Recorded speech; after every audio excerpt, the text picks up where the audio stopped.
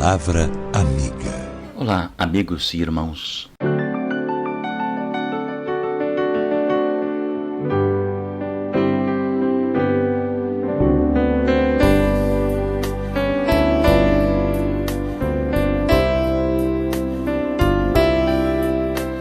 A nossa mensagem de hoje está baseada no capítulo 12 do livro do Êxodo, do verso 1 ao 14, também versos 26 e 27. Eu vou destacar especialmente os versos 26 e 27 que nos dizem assim: Quando vossos filhos vos perguntarem que rito é este, respondereis: é o sacrifício da Páscoa ao Senhor, que passou por cima das casas dos filhos de Israel no Egito, quando feriu os egípcios e livrou as nossas casas.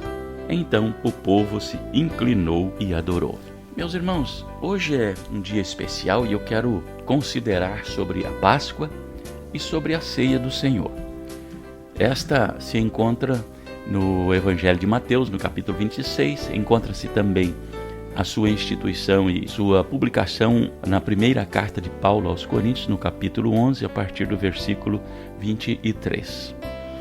Desde a sua instituição, com a finalidade específica, até a celebração por Jesus no cenáculo, a Páscoa sofreu consideráveis alterações. Os dicionários definem assim o conceito de Páscoa. Primeiro, Páscoa dos Hebreus, comemoração do Êxodo, assegurada pela morte dos primogênitos egípcios. 2. Páscoa dos cristãos, comemoração da ressurreição de Cristo, sem referência à paixão e morte. Podemos aprender muito a respeito desse importante assunto e sempre que consultamos a palavra de Deus.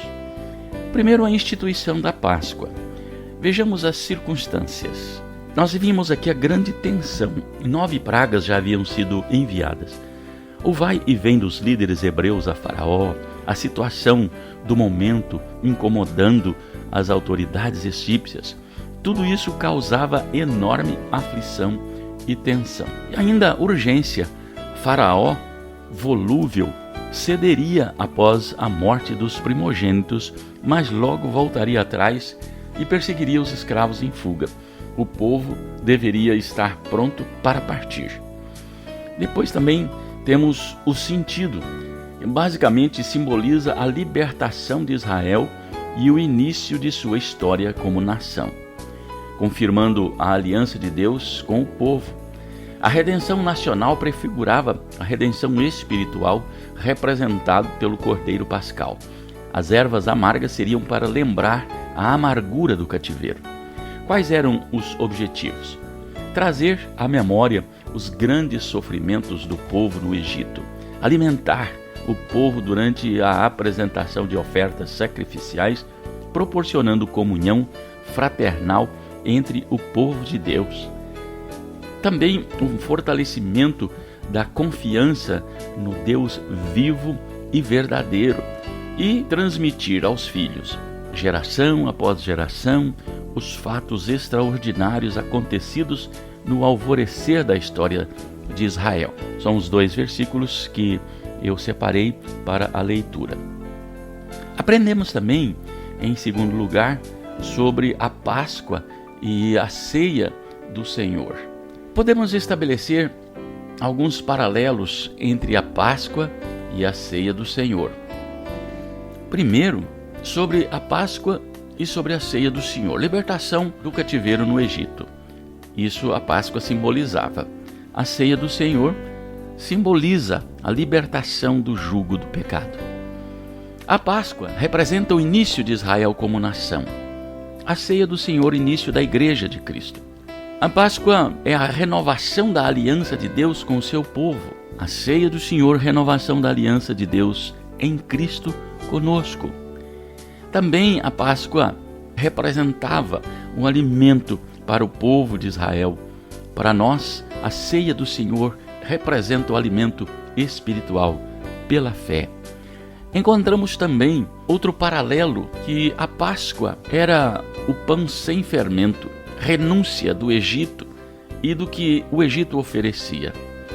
para a ceia do Senhor representa a renúncia da mente e das práticas do mundo. Em Mateus 26, encontramos um paralelo entre a Páscoa e a ceia do Senhor, significando urgência e tensão. Um cordeiro perfeito para cada família se sacrificava na Páscoa. Na ceia do Senhor, o próprio Cordeiro de Deus se apresenta como um só Cordeiro perfeito para todo o povo. A Páscoa era o sacrifício pascal que se repetia todos os anos. O sacrifício de Cristo, único e para sempre, representa a ceia do Senhor quando ele diz: fazei isto em memória de mim, todas as vezes que o beberdes.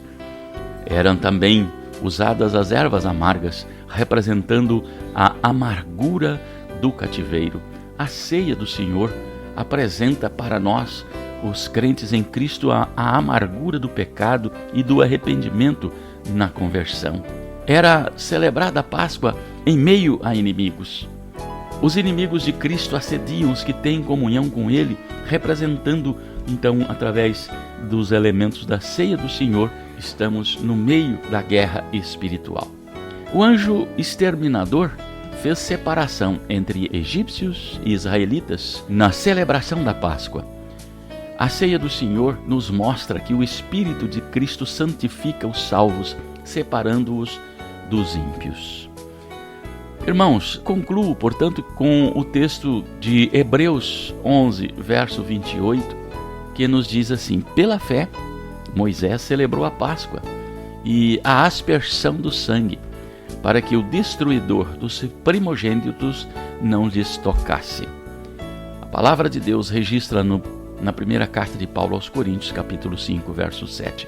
Lançai fora o velho fermento, para que sejais massa nova, assim como sois sem fermento, porque Cristo, nossa Páscoa, já foi crucificado. Que Deus abençoe a vida de todos os amados irmãos com esta palavra.